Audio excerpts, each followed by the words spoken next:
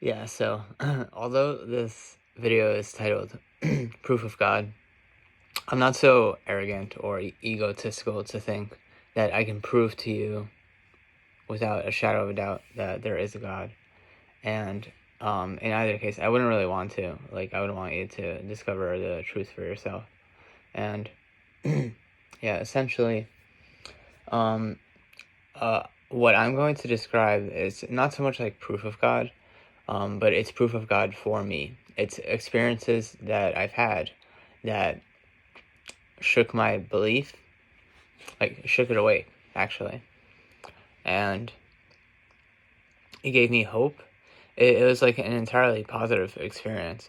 This it's called an enlightening or an awakening, like in a religious mythology. So the awakening or the reawakening, um, it's basically you topple that boundary between you and spirit and you and God, and it's easier to effectively communicate, and in turn you're rewarded by understanding like the path that the universe wants you to take with more clarity. You always understood it, but it now becomes easier to draw into it and to access that information, and you use that information to propel forward and like whatever goal it is you want. Like maybe you want to buy a home, maybe you want to save up for a new car. The more you perform activities meant to achieve those goals, the more rapidly you'll achieve that goal itself. So that's something to consider. And so basically, I've had maybe 3 experiences, only 3. Well, I say only, but they were very significant and life-changing. And they restored my belief in religion, and they restored my belief in God. And God being the source of the one light, the still magnetic light, it's beyond reach, both physically and mentally. And it's the source where everything came from, and it's where everything goes after you die. So I've known 2 people who have passed away in my life, of like very significance, and the first of them was my father, Bogdan, in 2018 on Labor Day. And like the universe is like ironic and has these little jokes, but my dad was a Labor Day type of person. He was a laborer. He was a construction worker, and in Poland he was a coal miner, like one of the hardest jobs there is. So the fact that he died on Labor Day is very telling. It makes me think that he worked too hard, and there is such a thing. And for a while I was like working myself too hard, and people told me, you have to slow down. And that's hard to hear, because you want to do everything quickly and efficiently, and you want to accomplish it with maximum accuracy and precision as fast as possible. And sometimes it's just not possible to do everything at 100 miles an hour. So you need to step back, relax, breathe 3 times, and then reassess.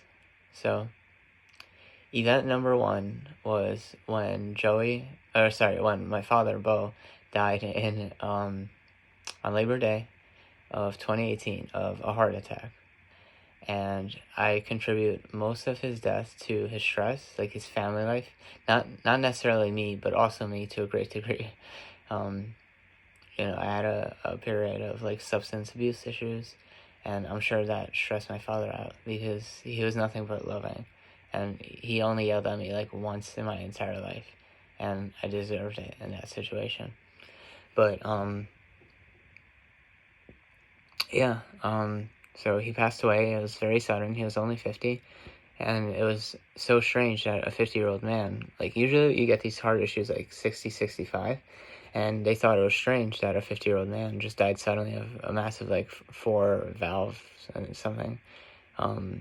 Basically it's like the most blocked a heart can be before actually, like rupturing, and that's what happened.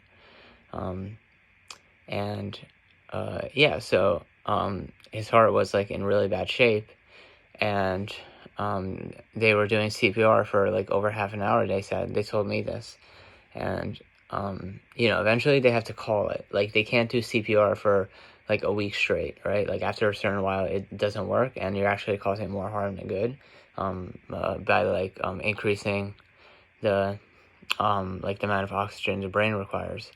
So basically, my dad was brain dead before he died, before his heart stopped, and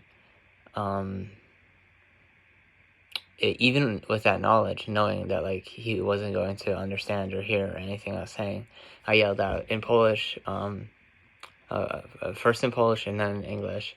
I yelled out, "Tata, kocham cię," "Mama, kocham cię," which means in English, "Dad, I love you," "Dad, Mom loves you," and for a split second, like the heart monitor, it went like beep beep beep, just once, like across, like beep. And so I know my dad heard me.